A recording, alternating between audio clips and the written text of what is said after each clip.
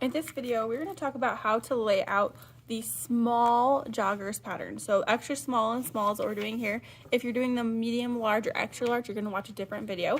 But if you're doing the extra small or small, we're going to find that. You should have already circled it in your pattern guide sheet. It's going to be 2A where it says sizes extra small and small.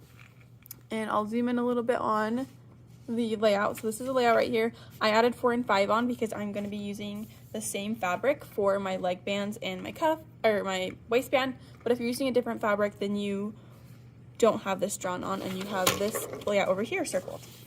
But let's talk about how to lay it out. So you're going to take your half sheet of paper here and you're going to fold it in half, hot dog style. So this is going to be our piece of fabric. Then I want you to label the side. So where the fold is up here, you're going to label that as the fold. But I'm going to lay it out just like this layout right here is where it says selvage and fold. So I'll put my fold on the bottom. All right, fold. And then I'm going to write selvage up here where the selvage is. Okay. I will do those two things. Now I'm going to copy this layout right here. So we see it here. I'm going to just copy the exact same thing on my pretend fabric here. And I'm going to pick one side to start on and move my way over. So I'm going to choose the left side and I'll move to the right as I go. So it says the left, I'm going to do one. The reason I'm choosing one side to stick with is because that way I can save the most fabric. Because obviously this is a little bit longer than this right here. So this way I could save this fabric if I had extra fabric, or in this case it would be paper. But I could use it for a different project.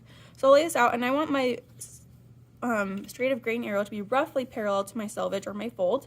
So I'll keep that. I'm just going to lay everything out, and then once it's already laid out, I will go ahead and like measure things and glue it down. But I'm not going to glue it down until I have everything laid out a little bit. So I'm going to put 1 here, and then I look for the next piece has 2 there. Then I'll put 3 over here. I only have 1 pattern piece 3 because the pattern only gives us 1 pattern piece 3, but you'll notice I need to cut it out, it says on here, 4 times. And all my other pattern pieces only need to be cut out twice. So I need to lay this out in 2 different places, and I can do 2 different things. I can trace it here, or I can cut out a second piece, like I can just copy it with a scrap piece of paper and cut out another one and then put that here.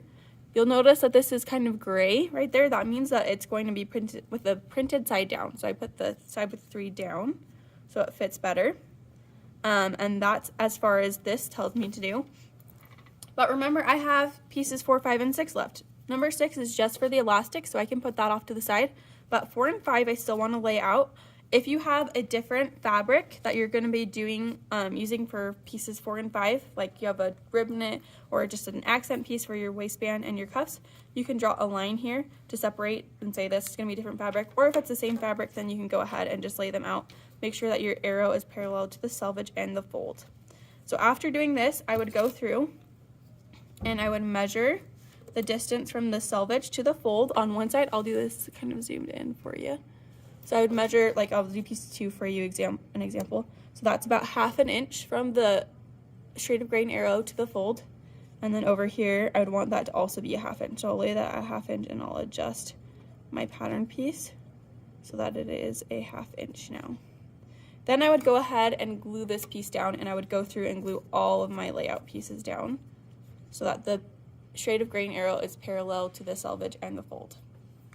Go ahead and do that and then get checked off.